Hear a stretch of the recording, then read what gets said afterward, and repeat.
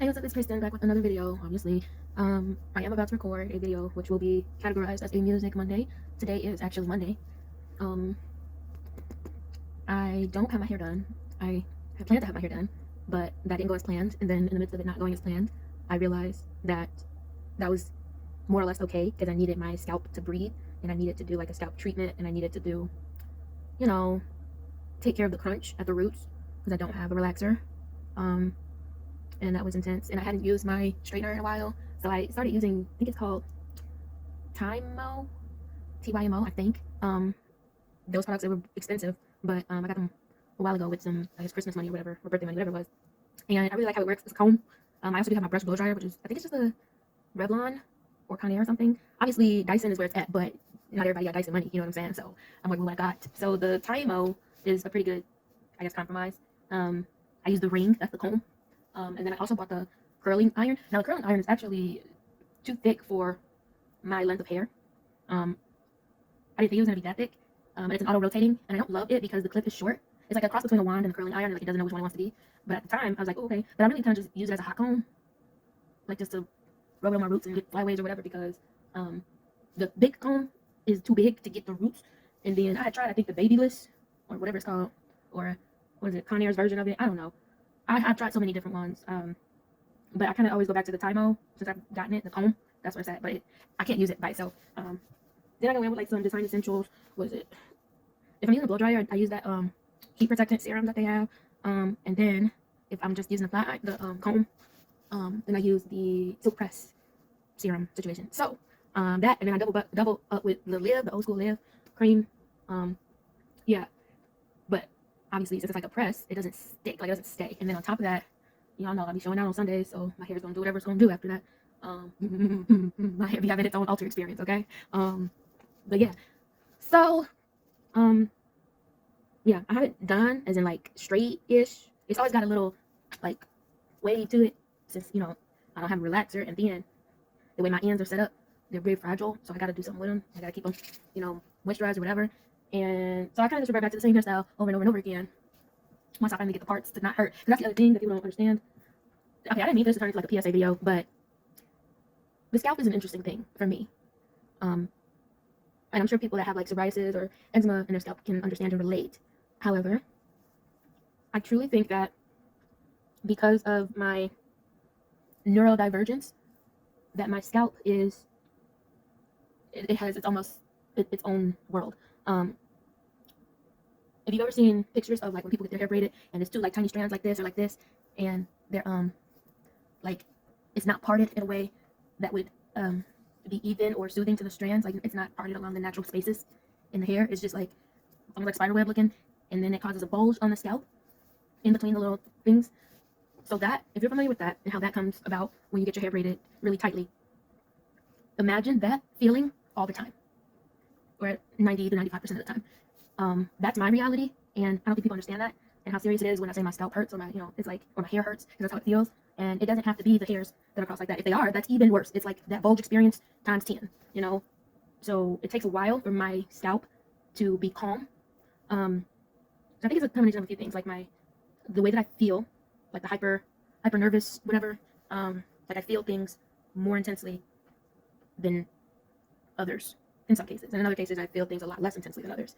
It's neurodivergent. So yeah, it's very hard to explain. It's almost like if you know what tweezers feel like, constantly, unless I do what I gotta do. Which is why I hate getting my hair done in the first place, because it's already like I have to brace for the pain. And it may not necessarily be immediate pain.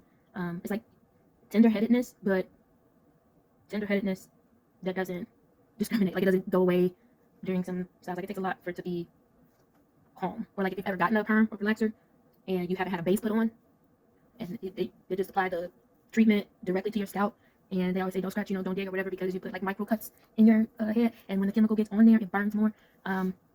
It feels like that. With nothing. You don't have to touch it. You don't have to do anything. Sometimes it'll just feel like that. And the dermatologist kind of said, oh, well, maybe it's the build up. So yeah, that can be a contributing factor, but that's not the only factor. So it's a couple of things all mixed in together. And yeah, so right now my hair is straight-ish, but I parted it. I finally got it to somewhat even parts. Mind you, I had to take oral pain medication to part my hair, just to give you a frame of reference. And that was after the scalp treatment with the cleansing and the extraction, exfoliation stuff. several like elixirs and all that stuff. Maybe one day I'll just show everything that I do to keep my scalp from driving me insane. Yeah, I'm sure people mean well when they're like, oh, just get your hair done or just do this. It doesn't work like that for me. And it's also expensive.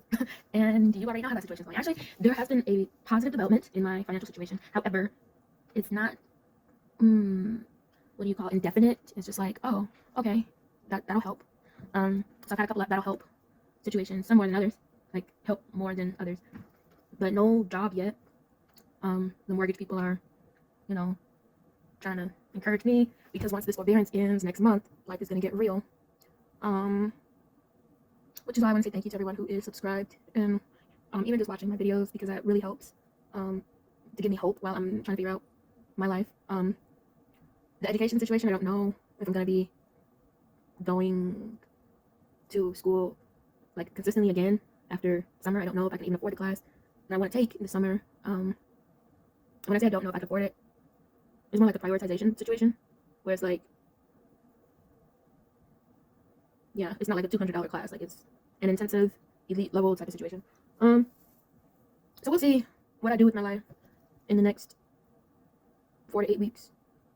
It'll be a year in 6 weeks.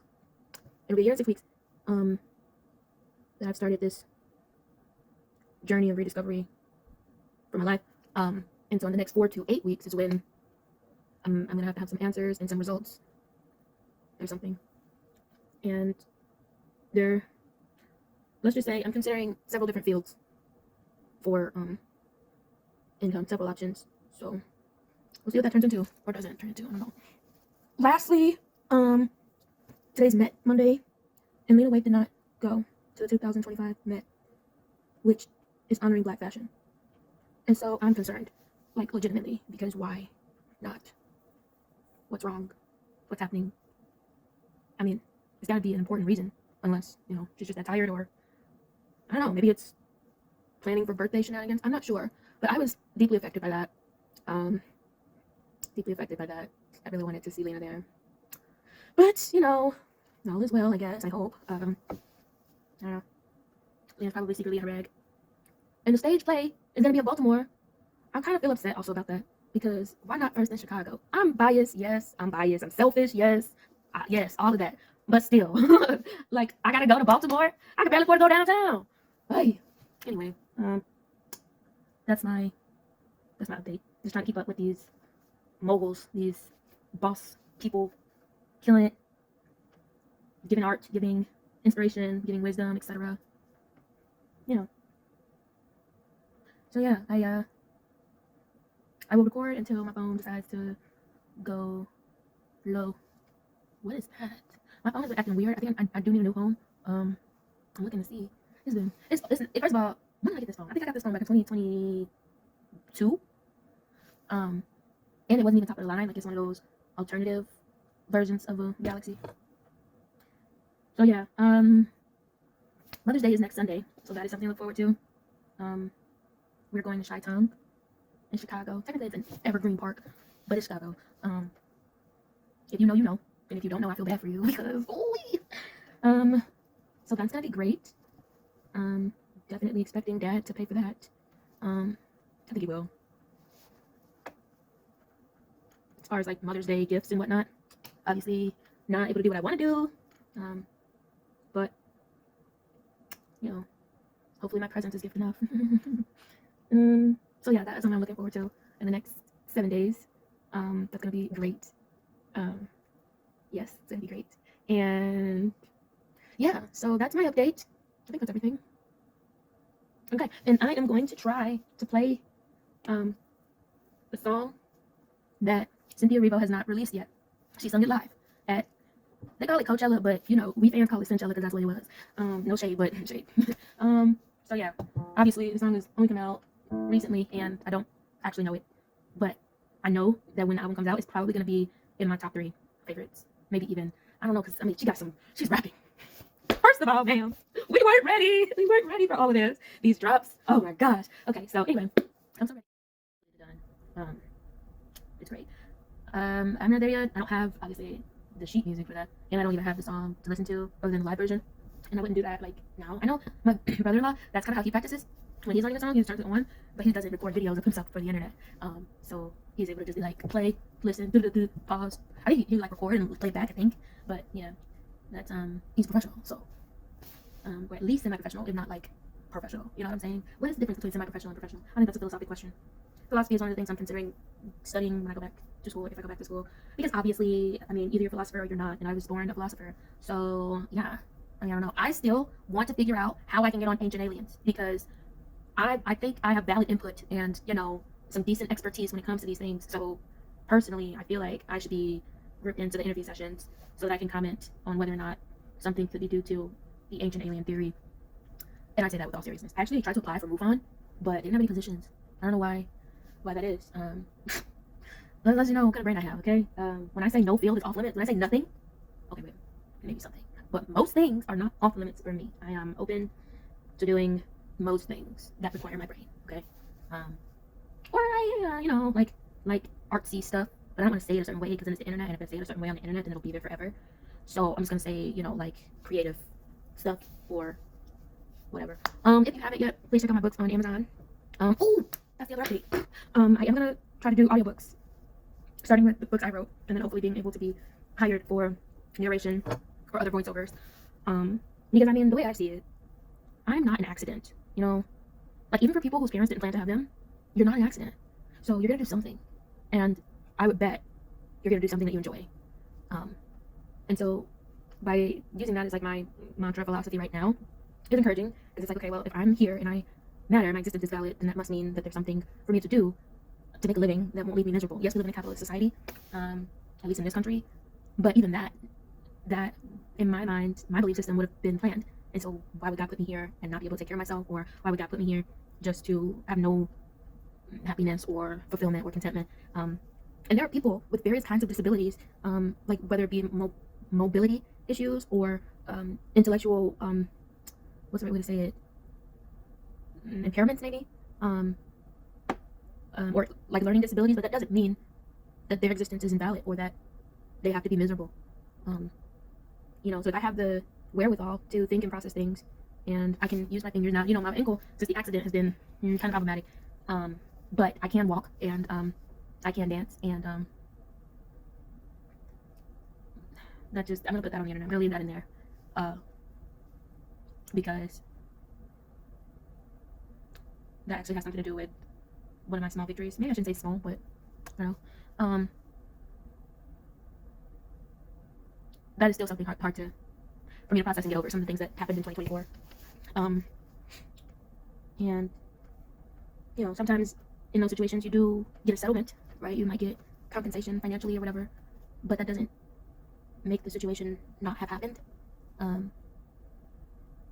doesn't make the situations that came up after that not have happened. I'm still very much affected by 2024. And it is May now, 2025. I probably should be trying to seek like therapy, like, but I don't think I can afford therapy that would be beneficial or helpful. Usually when I try, it's almost like they try to pass me off and they're like, oh well, your situation is too advanced or whatever for me to do anything or be of any help. Yeah, so I'm still trying to work through that on my own. But thinking about disabilities versus abilities, and thinking about lack of opportunities versus opportunities and what the experience is like. Obviously I don't look disabled, and yes, I can walk,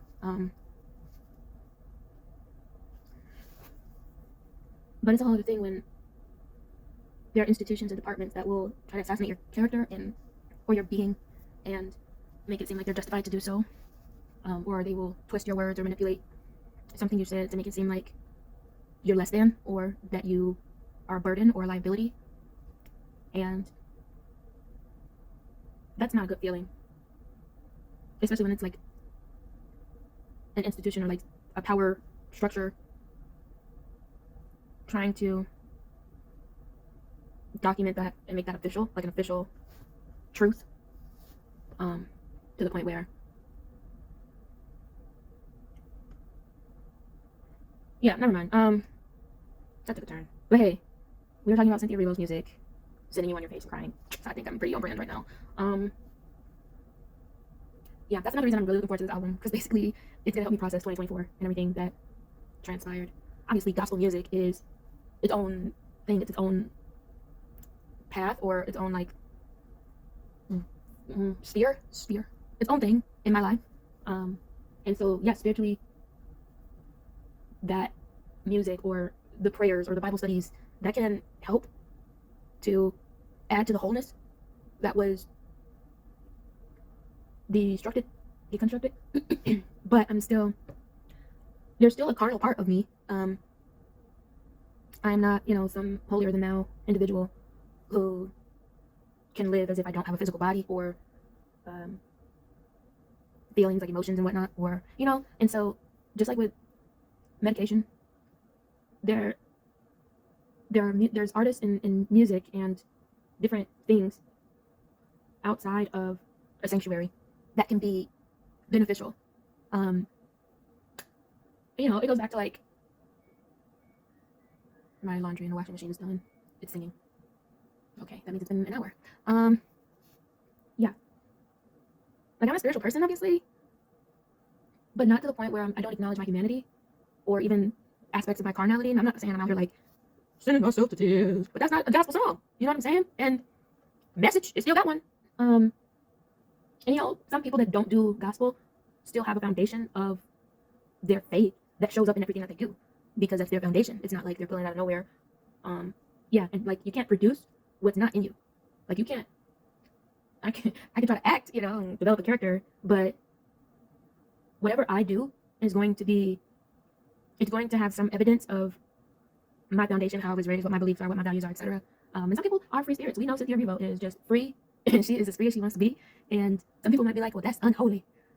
Well, it's inspiring me, so she must be doing something right, because seeing that in the church world, we have the scripture like, who the Son sets free is free indeed, or makes free is free indeed. Different variations of that. But those people they seem bound by their, I think it's the religion versus the religion versus spirituality versus all that stuff, where it's like, y'all don't seem very free to me. Y'all are not inspiring me to be free, or feel free, or whatever. And I've been around y'all all my life. So what are we really missing? It's like, can we acknowledge that there's something not all the way 100 here? You would say, oh, it's just up to the person and what you receive. Okay, so then why is there so many people that aren't wearing a white collar, carrying Bibles around? I'm one of many. And I think it's important to acknowledge that God didn't create individuals to be others. He created individuals to be themselves. And your ministry can only come from you. I can't be representative of someone else's ministry. Like, you can fellowship, you can come together and participate in different things, but I'm never going to be even my mom. We're two different people. Looking at my face, believe it or not, we are. But I'm never going to be her. She's never going to be me in her ministry or her output to the world, in what her light, letting her light so shine. Her light isn't going to be the same as my light. And it's not like to say one is better than the other or whatever. And in some cases, maybe one person's light is brighter than another person's, but it's just a matter of location, vicinity, what you're doing, why you're doing it.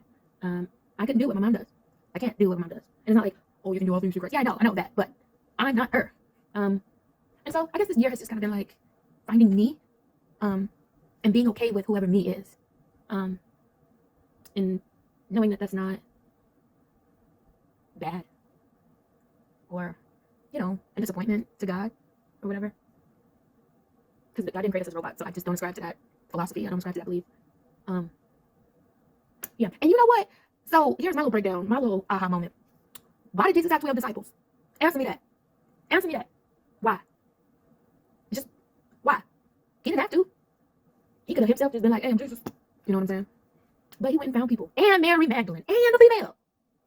He didn't stop there, okay? Like, so why did he do all of this? Why are we religiousizing Jesus when he literally was like, this religion thing is wrong? Man, I've been talking so long and I turned the piano off automatically. Anyway, I just feel like there's something that we don't all have all the right way. You know what I'm saying? Yeah. Why did Jesus have 12 disciples? Why did he bring Mary along? Valid questions that people don't really address. And y'all ain't ready for the conversation. I had posted this video of like a Bible study that I was doing, a self-study thing. And some of these things I've been studying since I was like 12, right? Like just trying to figure out what is it? What is the right thing? What is the wrong thing? What are we supposed to be doing? What are we not supposed to be doing? Etc. And a lot of the stuff I study are still conversations that aren't had. So that's my summation. Oh yeah, the name of that song I was trying to play that I'm gonna learn eventually is called Brick by Brick, which that is